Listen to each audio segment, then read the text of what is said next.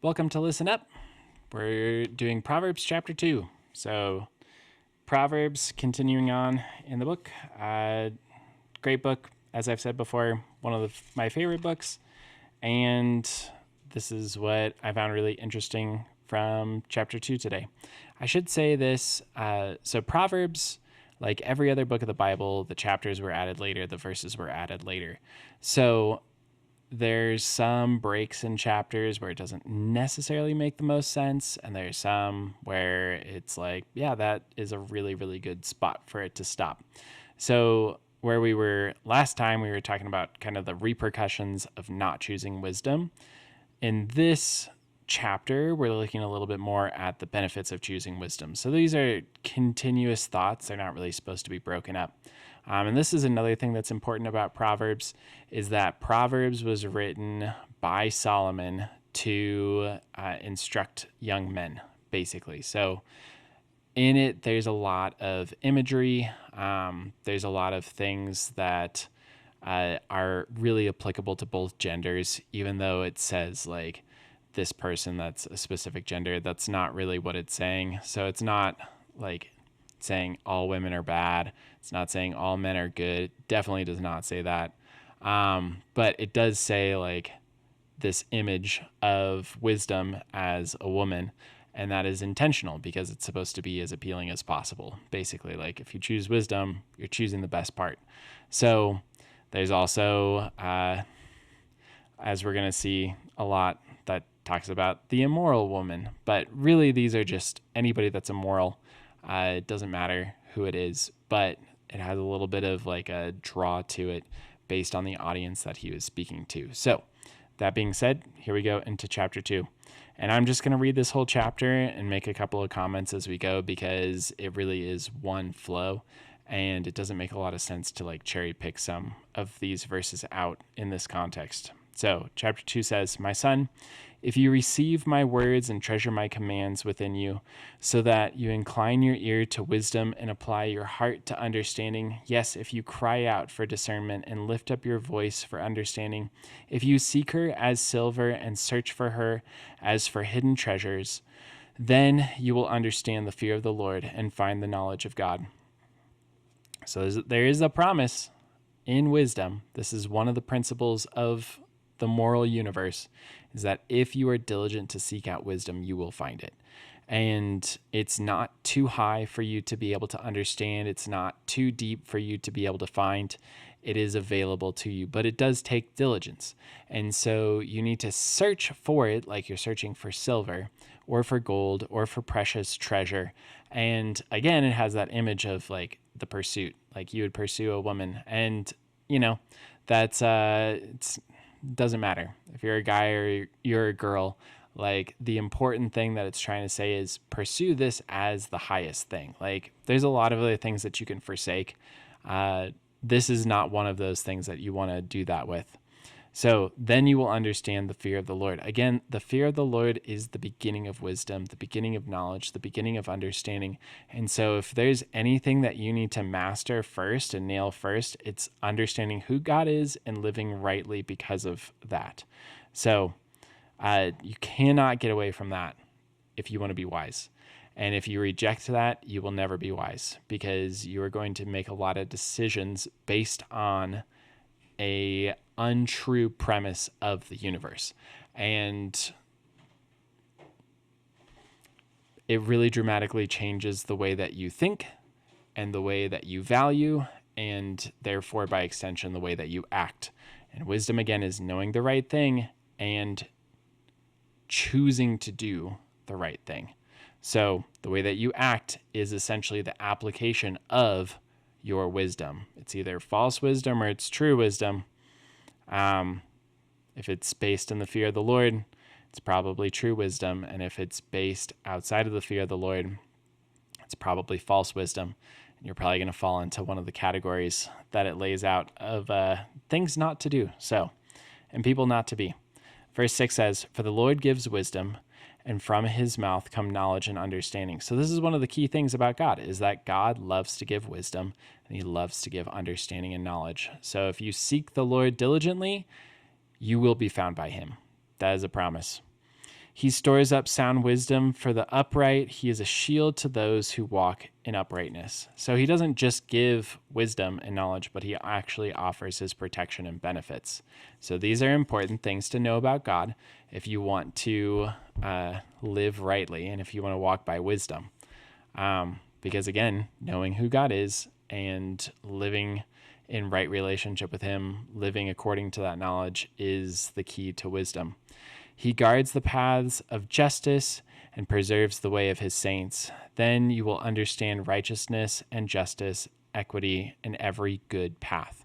So if you pursue wisdom, you are going to understand every good path. The Lord's going to protect you, not that he's going to deliver you from anything bad ever happening and all discomfort. That's not what the Lord's protection means, but he is going to preserve you through those hardships and trials. He's going to comfort your heart. He's going to be there for you every step of the way. And he's going to give you wisdom. So he is going to give you the thing. He's going to reward you for diligently seeking him and diligently seeking wisdom. When wisdom enters your heart, verse 10, and knowledge is pleasant to your soul, discretion will preserve you, understanding will keep you, to deliver you from the way of evil, from the man of who speaks perverse things. So it's one of the keys, again, because the fear of the Lord is the beginning of wisdom, is that wisdom, when you're walking according to it and you know it, and it will guard your steps and your ways to keep you from evil people. Because there's nothing good happening around them.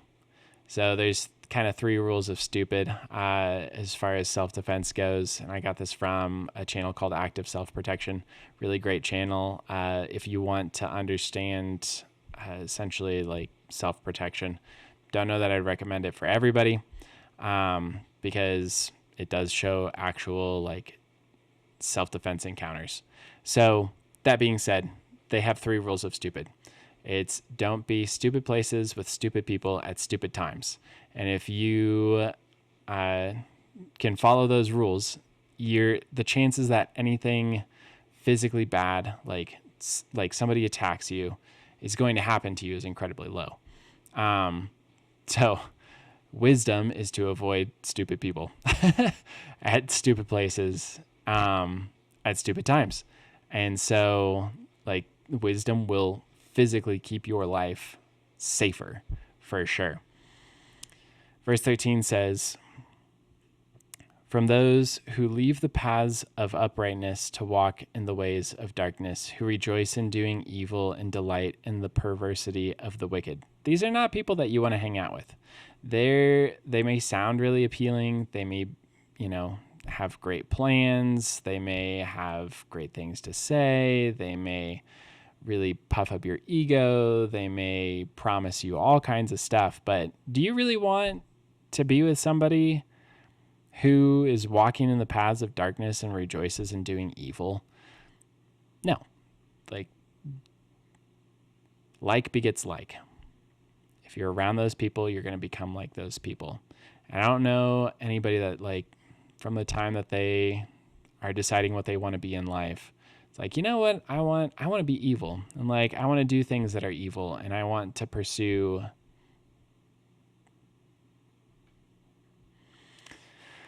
the things that are going to destroy others and destroy myself. So, it's a slow boil. It's a lot of deception that gets you into those paths. So wisdom will keep you from that. And it's a good time to listen. So verse 15 says, whose ways are crooked and who are devious in their paths, to deliver you from the immoral woman, from the seductress who flatters with her words, who forsakes the companion of her youth and forgets the covenant of her God. For her house leads down to death, and her paths to the dead. None who go to her return, nor do they regain the paths of life. So you may walk in the way of goodness and keep to the paths of righteousness.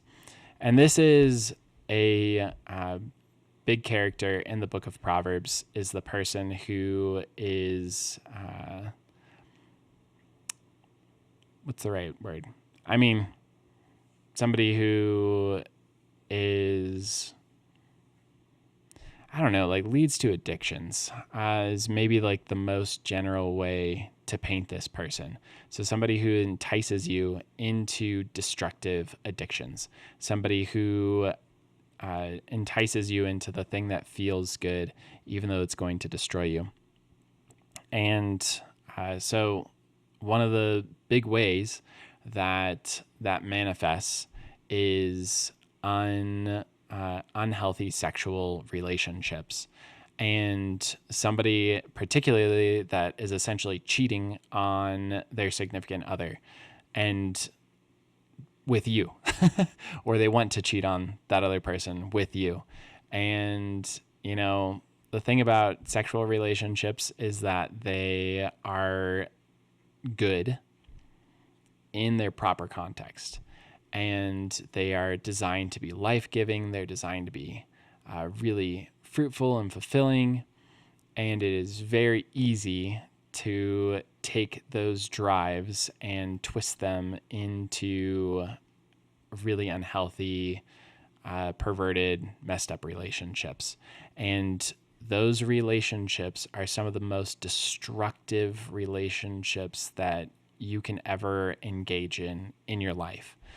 The loss of reputation, the loss of friends, the loss of your honor that can come with indulging in those kinds of relationships can really wreck your life for your entire life. There are a lot of people who have committed adultery, and it literally has destroyed their lives, and legally and financially and relationally, and they never actually end up finding the happiness that they're chasing. And, you know, somebody cheats once, they're way more likely to cheat again and to cheat again and to cheat again.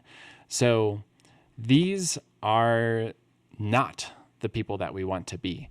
But if we forsake the paths of wisdom, then we are susceptible to falling victim to those people and also to becoming those people. And that is not God's best for us. That's not his plan for us. He wants to give us life. He wants us to walk in the paths of goodness and righteousness. And that's how he finishes out in verse 21. It says, "For the upright will dwell in the land, and the blameless will remain in it, but the wicked will be cut off from the earth, and the unfaithful will be uprooted from it." So that's not God's best for us. That's not God's plan for us. That's not God's wisdom, is to walk in these things that are going to ultimately destroy us.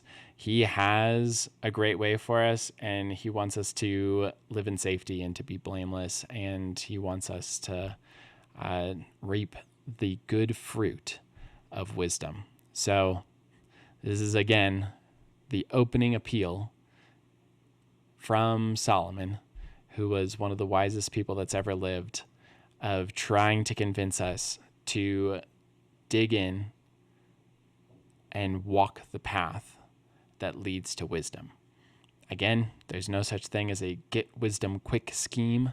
There is no way to do that. It's a practice, day in, day out, of putting the fear of the Lord first, of essentially learning who God is and walking in right relationship with him, basically living, knowing that God exists, right? Is another way of saying it. Day by day, that will cause us to be wise and to avoid so much unnecessary pain. Like so much unnecessary pain. So much pain in your life. Relational pain, financial pain, physical pain can be avoided through wisdom. And God doesn't want you to experience that avoidable pain. Again, we do grow through hard times. And so God's not going to completely deliver us from hard times, but God does want to deliver us from self-inflicted harm through the gift of wisdom, which he freely offers to us. So hope this is helpful. Hope this is encouraging. Again, like, the Lord has given you has given me, has given all of us the capacity to gain and grow in wisdom. And even without knowing who God is and walking in right relationship with him, God has set up the world so that it teaches people wisdom if they're willing to hear. And so there are a lot of things from people even outside of the Bible and outside of the Christian tradition and Christian faith who will have a lot of wise things to say. But the totality, the correct trajectory in its fullness can only be found by walking in the fear of the Lord. So join us next time. Tomorrow, we'll go through chapter 3 and see what the Lord has for us. Have a great night.